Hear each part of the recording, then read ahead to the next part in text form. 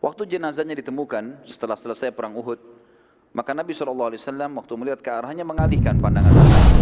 Lalu kemudian para sahabat bertanya, "Ya Rasulullah, ada apa dengan Hanzalah? Kenapa anda alihkan pandangan anda?" Ada dua riwayat. Yang pertama kata Nabi SAW, "Aku melihat istrinya dari bidadari menjemputnya."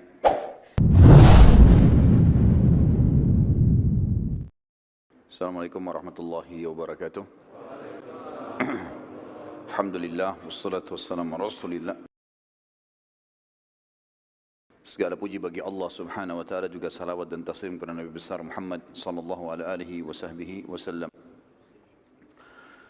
Tadi sudah kita ceritakan tentang kisah bagaimana Abu Dujadah Syammah ibn Harith radhiyallahu anhu memberikan hak pedang yang diberikan oleh Nabi sallallahu alaihi wasallam yang menuntut haknya Allah dan Rasulnya di situ. Kisah yang lain teman-teman sekalian, kisah yang terjadi di perang Uhud yang tidak bisa luput dari seorang beriman adalah kisah sahabat yang mulia Hanzalah radhiyallahu anhu. Hanzalah radhiyallahu anhu adalah seorang sahabat yang menikah di hari Jumat malam. Menikah di hari Jumat malam. Dan perang Uhud terjadi di Sabtu pagi, di waktu duha. Hanzalah radhiyallahu anhu menikah malam itu, kemudian memang dia belum bergaul, dia belum menggauli istrinya. Dia sempat ikut berjamaah sholat subuh bersama Nabi SAW. Pada saat dia pulang, dia untuk menggauli istrinya, sehingga dia dalam keadaan junub. Baru saja dia selesai bergaul dengan istrinya, masih dalam keadaan junub, belum mandi, terdengar panggilan seruan dari utusan Nabi SAW kepada seluruh muslimin di Madinah, jihad, jihad. Dan panggilan seperti ini berarti wajib bagi laki-laki muslim untuk ikut. Maka dia pun tidak menunggu, langsung saja dia keluar dalam kondisi masih junub, bergabung dengan pasukan muslimin. Waktu bergabung dengan pasukan muslimin, salah satu korban di Uhud yang mati syahid. Sebenarnya bukan kita katakan korban ya, justru ini kemenangan. Karena hakikat dari seorang muslim ikut jihad adalah mati syahid. Kedua baru menang.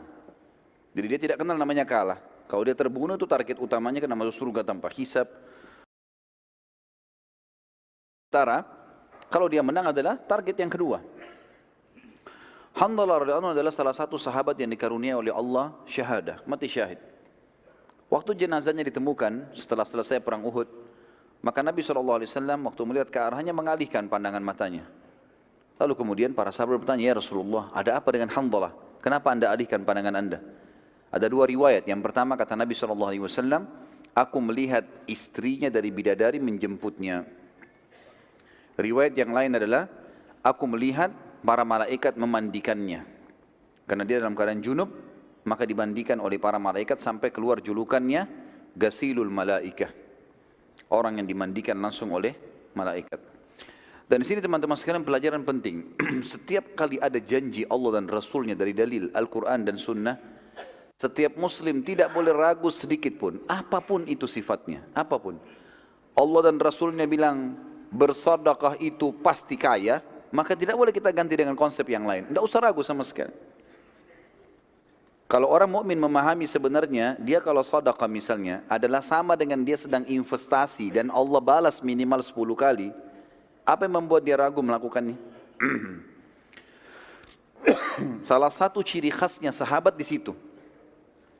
Apa yang Allah dan Rasulnya sampaikan benar, yang lain salah. Selesai urusannya. Enggak perlu lagi dinegosiasi. Allah Rasulnya bilang salah, haram haram, halal halal, kerjakan kerjakan, jangan kerjakan jangan kerjakan. Walaupun semua dunia, keluarganya, istrinya, anaknya, suaminya benci, dia nggak peduli. Sudah semuanya diseberikan. Seperti itulah kurang lebih.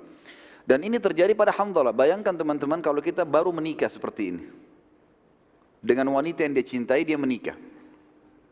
Baru selesai hubungan biologis yang pertamanya dalam rumah tangga. Belum sempat mandi junub, panggilan jihad. Kita nggak usah jauh-jauh bicara jihad. Antum sekarang kalau malam pertama, kira-kira subuh di masjid nggak? Hah? Ada yang tanya ke saya itu di pengajian. "Ustadz, apa hukumnya tidak sholat subuh di masjid kalau malam pertama?" Saya bilang dosa ini. Nggak ada udurnya. Tapi lihat Hanzalah bukan cuma sholat subuh, bukan ini jihad, pergi berperang, mati terbunuh. Padahal dia waktu masih dari hari pertama menikmati pernikahannya. Kalau pernikahan saja bisa ditinggalkan teman-teman, apalagi kalau cuma makanan, minuman, pekerjaan, pendidikan, semua ini nggak ada lagi. Kalau sudah ada suruhan dari Allah dan Rasulnya. Ingat pesan saya tadi, setiap nasihat syar'i, agama yang datang masuk telinga kanan, diapakan? Tutup yang kuping kirinya ini, supaya jangan keluar. Ya. Jangan masuk sini, keluar sini. Saya datang lagi bulan depan, tanya lupa. Ya. Tapi kayaknya kalau kisah Hamdalah nggak lupa deh. Terutama yang laki-laki. Dan kisah mereka teman-teman, kisah para salihin, para salaful ummah yang sampai kepada kita ini bukan hanya sekedar untuk dikenang dan didengar ya. Tapi Allah Azza wa Jalla sampaikan kepada kita untuk dijadikan sebagai ibrah, pelajaran. Ini loh, ada orang sebelum kamu begini, disampaikan kisahnya ke kita. Ini 1400 tahun yang lalu ini. Sampai kepada kita di malam ini teman-teman di sini. Dan itu saja, kita tidak menghadiri saja, kita bukan hamdalahnya. Kalau saya yakin teman-teman memiliki iman, merasa bergetar, luar biasa ya gitu. Padahal sudah 1400 tahun yang lalu Allah sampaikan teman-teman, supaya kita sadar, oh ternyata yang janjikan Allah ini nggak salah, pasti benar. Dan tidak boleh ada keraguan sama sekali.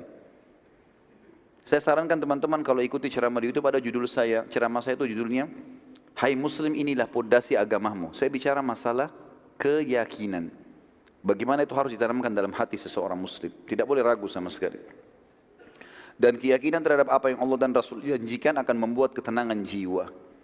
Dan semua masalah dunia akan jadi kecil.